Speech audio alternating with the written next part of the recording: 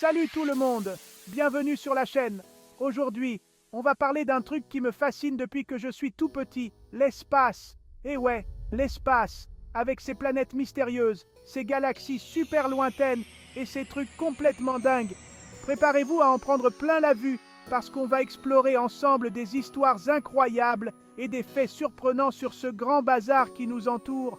Vous pensez tout connaître de l'espace? Pas si sûr. Restez bien jusqu'à la fin de la vidéo, parce que je vous garde le meilleur pour la fin. Le truc le plus étonnant sur l'espace, celui qui va vous faire dire « Nan, c'est pas possible !» C'est parti! Bon, accrochez-vous bien, parce que le premier truc que j'ai à vous dire est juste incroyable. Imaginez un peu, vous êtes sur une planète, et là, au lieu de la pluie classique, genre de l'eau, eh bien, il pleut des diamants. Oui, vous avez bien entendu. Des diamants, c'est ce qui se passe sur Saturne et Jupiter. Apparemment, l'atmosphère de ces planètes transforme le méthane en carbone, et avec la pression et la chaleur intense, bam, des diamants. On parle de millions de tonnes de diamants qui tombent du ciel chaque année. Bon, aller chercher un parapluie en diamant, ça va être compliqué, mais avouez que c'est quand même un truc de fou. Imaginez un peu le prix de l'immobilier sur une planète où il pleut des diamants. Enfin, je dis ça, mais bon, avec le temps qu'il fait là-bas, on n'est pas prêt d'y habiter. On continue notre exploration spatiale avec une autre info assez bluffante. Vous connaissez les géantes gazeuses, hein? Jupiter, Saturne, ces planètes immenses faites principalement de gaz. Eh bien, figurez-vous que sous toutes ces couches de gaz se cache un cœur solide. Oui, solide. En fait, la pression au centre de ces planètes est tellement énorme que les gaz finissent par se comporter comme un métal. On appelle ça l'hydrogène métallique. Et c'est un truc assez dingue. Imaginez un peu, un métal liquide qui conduit l'électricité et qui forme le cœur de ces planètes géantes. C'est comme si on avait pris un aimant géant et qu'on l'avait recouvert de barbe à papa. Bon, c'est une image un peu bizarre, mais vous voyez le genre. Accrochez-vous bien, parce qu'on part maintenant dans un truc un peu plus complexe, mais tout aussi fascinant. Vous avez déjà entendu parler des pulsars? Ce sont des étoiles à neutrons, des objets super denses qui tournent sur eux-mêmes à une vitesse folle. Et le truc dingue, c'est qu'en tournant, ces pulsars envoient des ondes radio, comme un phare qui éclaire l'espace. Et ces ondes, on peut les capter depuis la Terre. Le plus fou, c'est que ces pulsations sont incroyablement régulières. C'est tellement précis qu'on pourrait s'en servir comme d'horloge cosmique.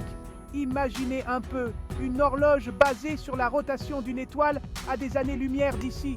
C'est autre chose qu'une montre suisse, non? Chapitre 4. L'espace sans le métal chaud? Bon, là on va parler d'un truc un peu plus terre-à-terre. Enfin, façon de parler. Vous vous êtes déjà demandé quelle odeur pouvait bien avoir l'espace? Non, parce que moi je me suis déjà posé la question. Et apparemment, je ne suis pas le seul. Eh bien, figurez-vous que les astronautes qui ont eu la chance de sentir l'espace, enfin de sentir l'odeur qui restait sur leur combinaison après une sortie, disent que ça sent le métal. Ouais, le métal, avec des notes de steak grillé et de métal chaud. Apparemment, c'est un mélange assez spécial, mais pas forcément mauvais. Alors, la prochaine fois que vous passez devant un atelier de soudure, fermez les yeux, prenez une grande inspiration et dites-vous, tiens, ça sent l'espace. Chapitre 5. Le mystère du trou froid cosmique. On plonge maintenant dans un mystère qui donne froid dans le dos. Et pas seulement à cause de son nom, le trou froid cosmique. Alors, c'est quoi ce truc? Eh bien, c'est une zone de l'univers, immense, où il fait beaucoup plus froid que la moyenne. Et quand je dis beaucoup, c'est vraiment beaucoup. On parle de moins 273 degrés Celsius, soit presque le zéro absolu. Le truc, c'est qu'on ne sait pas vraiment pourquoi cette zone est si froide. Il y a des théories, bien sûr, mais rien de vraiment sûr. Certains scientifiques pensent que ça pourrait être lié à l'énergie noire, cette force mystérieuse qui accélère l'expansion de l'univers. D'autres pensent que ça pourrait être la trace d'un autre univers qui serait entré en collision avec le nôtre. Bref, le mystère reste entier, et c'est ça qui est fascinant, non? Chapitre 6.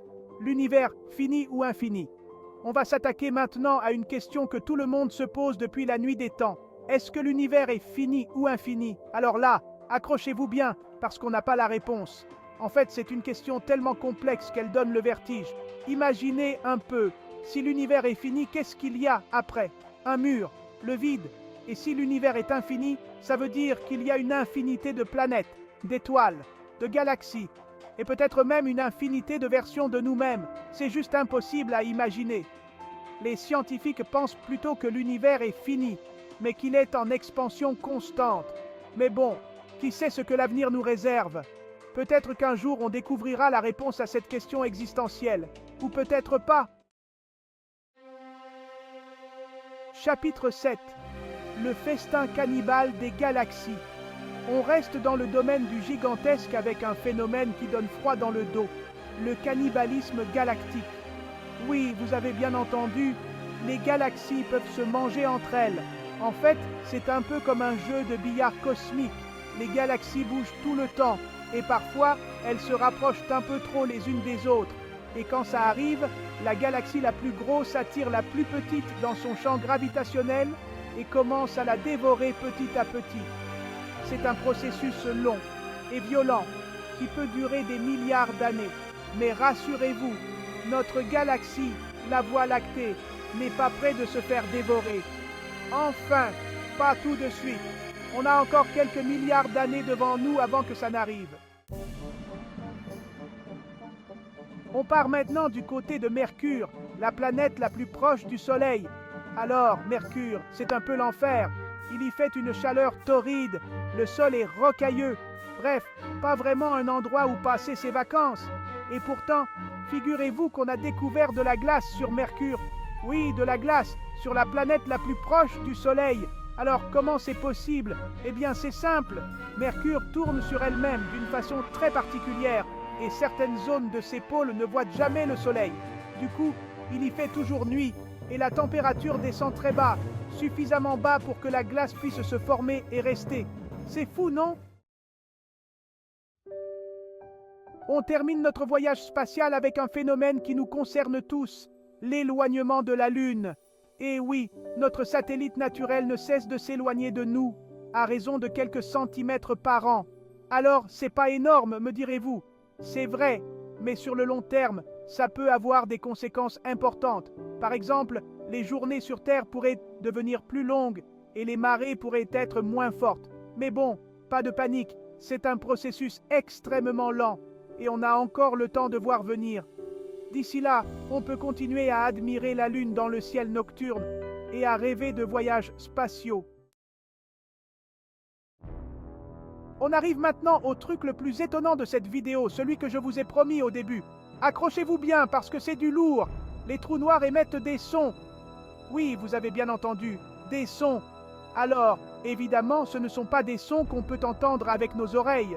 L'espace, c'est le vide. Et le son ne peut pas se propager dans le vide. Mais les scientifiques ont découvert que les trous noirs émettent des ondes sonores, des ondes gravitationnelles en fait, qui sont produites par les mouvements de matière autour du trou noir. Et ces ondes, on peut les capter et les transformer en sons qu'on peut entendre. Et vous savez quoi? Ça ressemble à des cris perçants, aigus, comme des cris de bébé. C'est flippant, non? Et voilà, c'est la fin de notre voyage spatial. J'espère que vous avez aimé ces histoires incroyables et ces faits surprenants sur l'espace. Comme vous l'avez vu, l'univers est un endroit fascinant, mystérieux et parfois même un peu flippant. Si vous avez aimé cette vidéo, n'hésitez pas à vous abonner à la chaîne et à activer la cloche des notifications pour ne rien manquer des prochaines vidéos. Et n'oubliez pas de me dire dans les commentaires quel fait vous a le plus surpris. À la prochaine!